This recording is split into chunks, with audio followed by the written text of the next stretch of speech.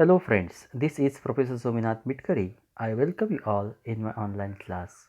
In this session, we are going to continue the topic direct and indirect speech. At the end of the session, you will be able to change the narration for the given situation. Dear students, in the previous session, we have learnt what are the changes that take place when we change direct speech to indirect speech. The first thing that we change is reporting verb. The second thing is inverted comma is replaced with conjunction. Third thing is pronouns are changed. Then the tense is changed. And finally, we change adverbs also. And at the end, full stop is given. So these are the changes that we make when we change direct speech to indirect speech. Also in the previous session we learned how to replace a reporting verb and take conjunction in place of inverted comma according to the type of sentence of reported speech.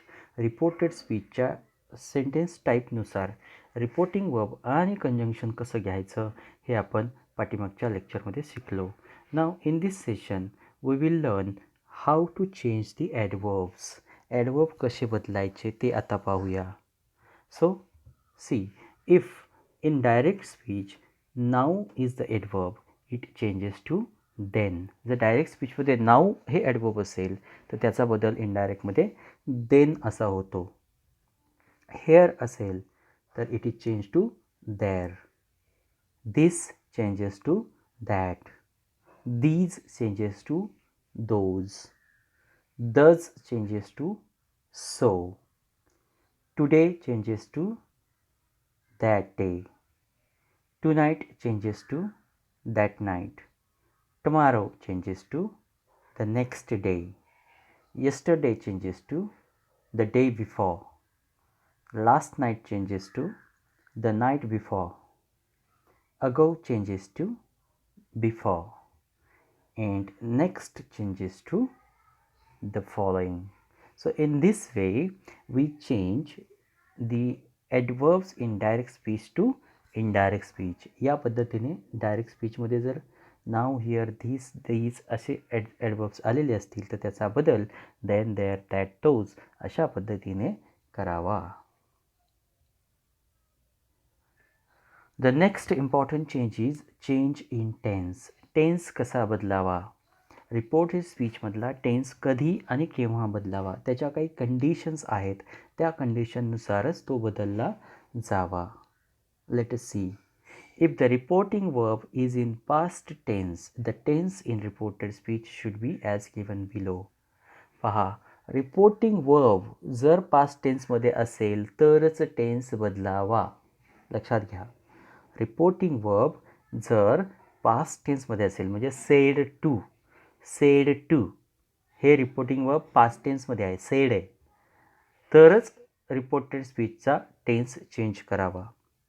पहा, if it is simple present tense म्हणजेच reported speech जे आहे, reported speech ते जर simple present टेन्समध्ये असेल तर त्याला indirect स्पीचमध्ये change करत असताना त्याचा सिम्पल पास्ट करावा.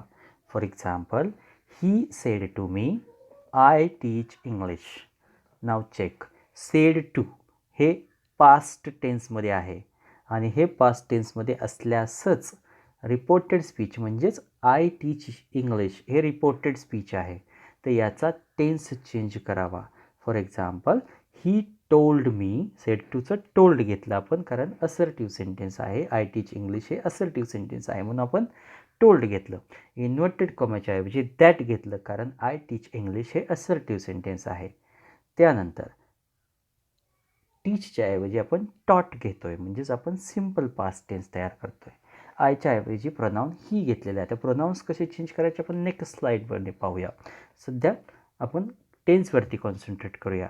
आय टीच इंग्लिशचा he taught English means we have change it to simple past. Present continuous tense असेल रिपोर्टेड स्पीचचा तर तो पास्ट कंटिन्युअसमध्ये चेंज करावा. If reported speech is in present continuous tense, the tense in indirect speech should be past continuous tense. Like I am teaching English will be changed to he was teaching English. Okay, am teaching, was teaching. Present perfect tense, if a reported speech in present perfect tense, then it will be changed to past perfect tense. Like I have taught English is changed to he had taught English. Haveचं had झालं. Simple past tense असेल तर past perfect tense करायचा. For example, he said to me I taught English. So past perfect, he told me that he had taught English. टॉटचं had taught. Simple past टेन्सचा आणखी एक rule आहे, जर time mention केलेला असेल रिपोर्टेड स्पीचमध्ये, for example if indirect speech talks about time of action, don't change the tense. He said to me I taught English to you last night. तर त्यावेळी he taught English to me the previous night. Last night time mention केलेला आहे आणि time mention केलेला असल्यावर वाक्यामधील tense change करायचा नाही. Past continuous tense changes to past perfect continuous tense. He said to me I was teaching English. So he told me that he had been teaching English. Was teachingचं काय केलं? had been teaching. Past perfect tense. Does past perfect tense remains past perfect tense only. Past perfect tenseचा change होत नाही, past perfect tenseच राहतो. For example, he said to me, comma, intended comma, I had taught English. So he told me that he had taught English. So tense is not changed. And simple future tense changes to would plus base form of verb. Simple future tense मध्ये would घेऊन क्रियापदाचं पहिलं रूप घेतलं जातं. For example, he said to me I will teach English. He told me that he would teach English. So in this way tenses are changed. एक लक्षात घ्या, if you put a trick to remember this, हे जे लक्षात ठेवायचं असेल त्याच्यासाठी trick लक्षात घ्या. Simple present tense, present continuous tense, present perfect tense आणि प्रेझेंट परफेक्ट टेन्स आणि प्रेझेंट परफेक्ट कंटिन्युअस टेन्स, तो सुद्धा आपण याच्यामध्ये आपण घेऊ शकतो. हे जे टेन्सेस आहेत यांना जर चेंज करायचं असेल तर तुम्हाला दुसऱ्या पास्ट टेन्सचे चारही टेन्स समोर ठेवायचे. सिंपल प्रेझेंटला सिंपल पास्टमध्ये कन्वर्ट करायचं, प्रेझेंट कंटिन्युअसला पास्ट कंटिन्युअसमध्ये चेंज करायचं, प्रेझेंट परफेक्टला पास्ट परफेक्टमध्ये चेंज करायचं आणि प्रेझेंट परफेक्ट कंटिन्युअसला पास्ट परफेक्ट कंटिन्युअस टेन्समध्ये चेंज करायचं. इथे बघा, प्रेझेंट परफेक्ट कंटिन्युअस टेन्स द्यायचं राहिलेलं आहे, तरी तुम्ही जर तसं वाक्य असेल, for example I have been teaching English, तर त्या वाक्याचं he had been teaching English असं इनडायरेक्ट स्पीचमध्ये करू शकता. आता पास्ट टेन्सचं जर इनडायरेक्ट स्पीच करायचं असेल तर पहिले दोन एकीकडे ठेवा आणि राहिलेले दोन टेन्सेस पुढे ठेवा. फॉर एक्झाम्पल, पहिला सिंपल पास्टला पास्ट परफेक्टमध्ये चेंज करा आणि पास्ट कंटिन्युअसला पास्ट परफेक्ट कंटिन्युअसमध्ये चेंज करा. राहिलेले जे दोन आहेत, पास्ट परफेक्ट कंटिन्युअस आणि पास्ट परफेक्ट टेन्स, यांचा टेन्स चेंज होणार नाही, तो आहे तसाच राहील. इट्स अ व्हेरी सिम्पल आहे thing to remember. Let us go to the next change. आता टेन्स चेंज करत असताना काही एक्सेप्शन्स आहेत. ते एक्सेप्शन्स कोणते? Exceptions to the rule of changing tense according to the tense of reporting verb. Simple present tense remains unchanged. जर reporting verb म्हणजे reporting speech, reported speech हे जर आपल्याला सिंपल प्रेझेंट टेन्स मध्ये असेल किंवा सिंपल प्रेझेंट टेन्स सांगत असेल, त्यातली त्यात सिंपल प्रेझेंट टेन्समध्ये आहे ते, आणि ते आपल्याला काहीतरी हॅबिच्युअल ट्रूथ सांगत आहे किंवा युनिव्हर्सल ट्रूथ सांगत आहे, तर अशा वेळी त्याचा टेन्स चेंज होत नाही. पहा, सिम्पल प्रेझेंट टेन्सचा यूज काय आहे? सिम्पल प्रेझेंट टेन्स आपल्याला युनिव्हर्सल ट्रूथ्स किंवा हॅबिच्युअल फॅक्ट्स सांगण्यासाठी वापरला जातो.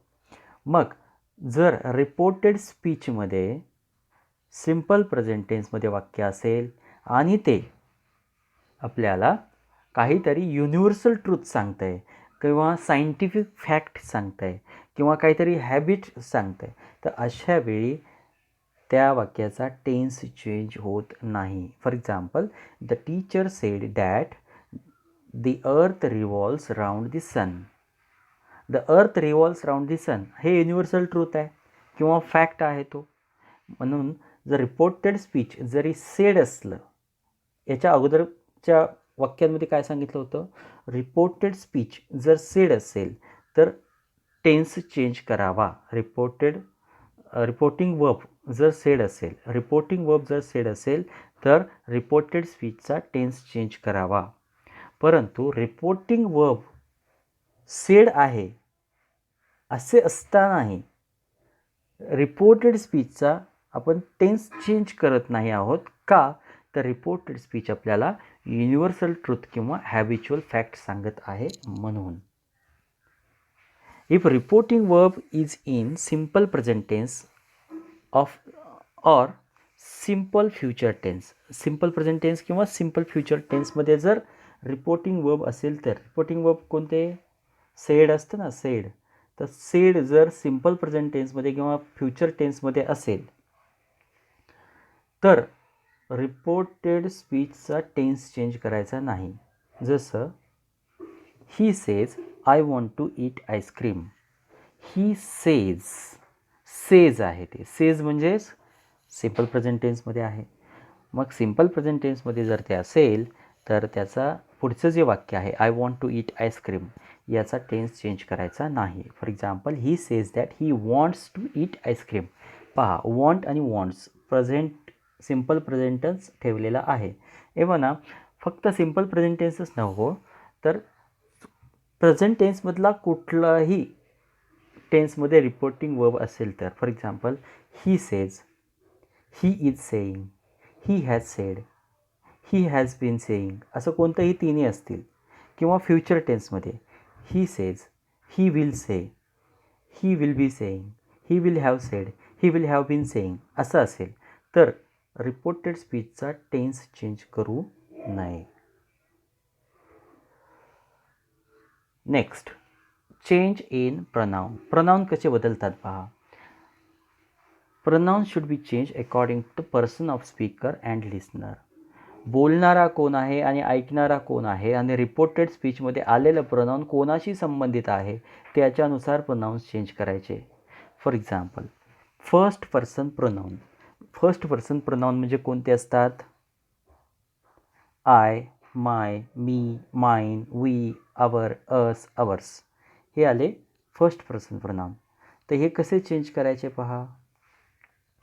I said, comma, inverted comma, I eat a mango. आता याच्यामध्ये बोलणारा कोण आहे? बोलणारा आय, फर्स्ट पर्सन आहे. आणि रिपोर्टेड स्पीचमध्ये जे प्रोनाउन आलेलं आहे आय, हे कोणाशी संबंधित आहे? तर हे बोलणाराशी संबंधित आहे. बोलणारा फर्स्ट पर्सन आहे आणि म्हणून त्याचा बदल करू नये. जर बोलणारा फर्स्ट पर्सन आहे आणि रिपोर्टेड स्पीचमध्ये आलेलं प्रोनाउन हे त्याच्याशी संबंधित असेल तर don't change it. I said that I eat a mango. Okay. Next, you said, comma, inverted comma, I eat a mango. आता यू हे कोणाशी रिलेटेड आहे? यू सेकंड पर्सनशी रिलेटेड आहे आणि म्हणून रिपोर्टेड स्पीचमध्ये आलेलं जे प्रोनाउन आहे ते जर सेकंड पर्सनशी रिलेटेड असेल, यू हे सेकंड पर्सन आहे तर त्याचा चेंज यू असा करावा, सेकंड पर्सन करावा. For example, you said I eat a mango, you said that you eat a mango. Okay. किंवा you ate a mango. Okay, change it here. You ate, tense change करा, you ate a mango. Next is in above sentences also, here also change it. I ate a mango. In this also change it as you ate a mango. Okay, and in the next he said, comma infinite comma, I eat a mango. And now this I is related to he is a third person. ही हा third person आहे आणि म्हणून third person ह्या आईचं रूपांतर किंवा ह्या आईचं जे चेंज आहे ते थर्ड पर्सनमध्येच करावा. He said that he ate a mango. Okay, so in this way change the pronoun. Next, आता फर्स्ट पर्सन पाहिलं. आता नाव second person pronoun. You, yours किंवा your. Mother said to me, comma into comma, you will complete your work. Now whom does you relate to? You हे कोणाशी related आहे? मदरशी related आहे की मीशी रिलेटेड आहे हे चेक करा. Mother said to me. Me हे फर्स्ट पर्सन आहे, बरोबर आहे, फर्स्ट पर्सन. आता यू हे सेकंड पर्सन आहे, आपण ज्याच्याविषयी चर्चा करत आहोत, सेकंड पर्सन प्रोनाउन. रिपोर्टेड स्पीचमध्ये जर सेकंड पर्सन प्रोनाउन आलं तर त्याचा बदल कसा करायचा? यू ही कोणाशी रिलेटेड आहे? मदरशी रिलेटेड आहे की मीशी रिलेटेड आहे? Mother said to me, you will complete your work. आईने मला म्हणाली तू तुझं काम पूर्ण केलं पाहिजेस. आता पहा, याच्यामध्ये तू म्हणजे कोण? या ठिकाणी me is a first person, म्हणून त्याचा बदल फर्स्ट पर्सनमध्येच करायचा. यूचा बदल फर्स्ट पर्सनमध्ये करायचा. Mother told me that I. Okay, मीचं first person I would complete, युअरचं माय. ओके, युअरचं चेंज काय होईल? My. Now next, mother said to you, you will complete your work. Now here you आणि हे यूशी रिलेटेड आहे, म्हणजे सेकंड पर्सनशी रिलेटेड आहे आणि मग त्याचा चेंजसुद्धा सेकंड पर्सनच राहील. You your. Next, mother said to him, you will complete your work. Now you is related to him. Him हे थर्ड पर्सन आहे आणि म्हणून आपला चेंजसुद्धा थर्ड पर्सनच राहील. यूच्या ऐवजी ही होईल. पहा, इथे जर हे फर्स्ट पर्सन असेल तर change first person, second person असेल तर सेकंड पर्सन आणि थर्ड पर्सन असेल तर third person. It's very simple. Change in pronoun. Next, जर थर्ड पर्सन प्रनाउन असेल तर काय करायचं? त्याच पद्धतीने he, his, him, she, her, hers, it, its, they, their, them, theirs हे प्रनाउन आहेत. I said to you, he will complete his work. Now check, whom is he related to. He हे कोणाशी रिलेटेड आहे? आयशी related का यूशी related आहे? I said to you, मी तुला म्हणालो. ही will complete his work, तो त्याचं काम पूर्ण करेल. ओके, पहा, ही हे जे प्रोनाउन हे ना आयशी रिलेटेड आहे ना यूशी रिलेटेड आहे. आय आणि यू हे दोघं बोलत आहेत, तिसऱ्या व्यक्तीविषयी बोलत आहेत. ही म्हणजे कोणीतरी तिसरा व्यक्ती आहे आणि म्हणून ह्या दोघांशीही रिलेटेड नाही, म्हणून त्याला थर्ड पर्सनच ठेवा. He, I told you that he would complete his work. You said to me, he will complete his work. पुन्हा एकदा, तू मला म्हणालास, तो त्याचं काम पूर्ण करेल. या ठिकाणी सुद्धा he is not related to me आणि यू ह्या दोघांचीही ही रिलेटेड नाही, तो थर्ड पर्सनच आहे. अशा वेळी त्याचं रूपांतर थर्ड पर्सनमध्येच ठेवावं. You told me that he would complete his work. So friends, I hope that you have understood the changes that we need to make when we change direct speech to indirect speech. Take the notes of all these things in your notebook. In the next lecture, we will see practically how to change direct speech to indirect speech with practice examples. Thank you.